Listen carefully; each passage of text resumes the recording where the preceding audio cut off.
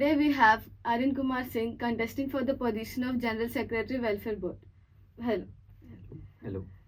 You have mentioned digitalization of medical records in your agenda. Digitalization of medical records has started already by Gulve Piyush Ashok in the tenure 23-24. So how is this your agenda in the first place?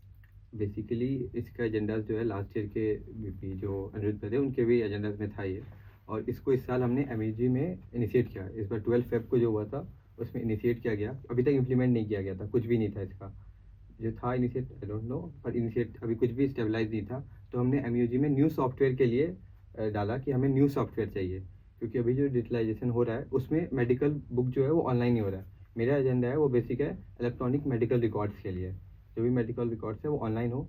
बाकी जो भी medicine है pharmacies में उसको हम लोग online available कराएं, inventory दिखे कि क्या क्या अवेलेबल है या नहीं है, अपॉइंटमेंट्स वगैरह हम बुक कर सके, शेड्यूल दिख सके, जितने भी डॉक्टर्स है कितने अवेलेबल है किस टाइम पे।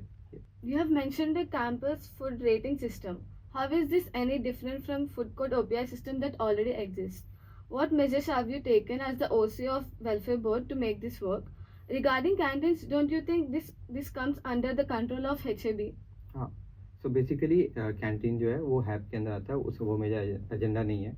मेरा एजेंडा है for the food eateries in the campus, basically like टपड़ी, कोरफोर एंड वो। बाकी जो एज अ ओसी जो था इस टेन्योर में हमने ऑन बोर्ड कर रहे थे हम लोग जितने भी न्यू आउटलेट्स है फूड कोर्ट में।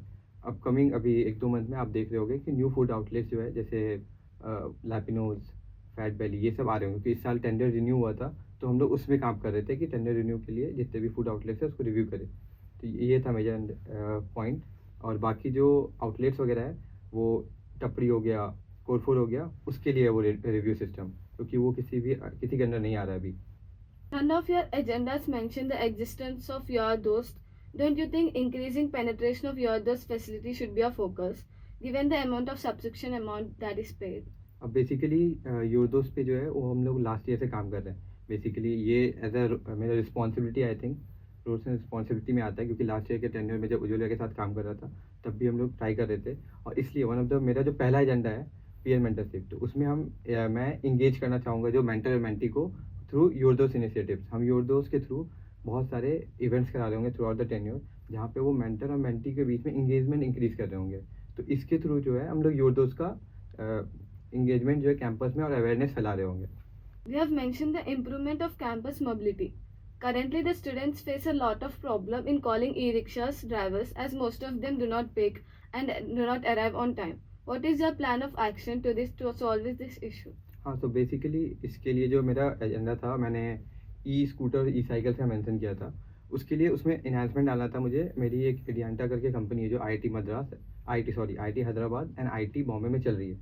तो बेसिकली दे प्रोवाइड बगी सर्विस इन द कैंपस, जो एक स्पेसिफिक रूट पे ट्रैवल करती है, एंड ऑल्सो ई शटल्स वगैरह चलते हैं यहाँ पर। तो उसी के लिए अभी उनसे बात हो रही थी, फिक्स नहीं हुआ था ये चीज़ें, तो इसलिए मैंने मेंशन किया था ई स्कूटर्स एंड ई साइकिल्स, क्योंकि उसके लिए वो ऑन बोर्ड होने के लिए रेडी थे और बातें चल रही थी। और बाकी अगर होगा फीचर्स तो हम लोग उसको भी इंक्लूड करेंगे। और बाकी ये मैंने फीडबैक सिस्टम भी लिखा है एजेंडा में अपने, जिससे कि जो भी ई रिक्शास वगैरह का रूट बिहेवियर है या फिर कुछ भी अगर कंप्लेन आ रहा है तो वो हमारे तक पहुँचे। One of your top 4 agendas include prevention of suicide. Given that this has been pressing concern, don't you think this should be your first priority?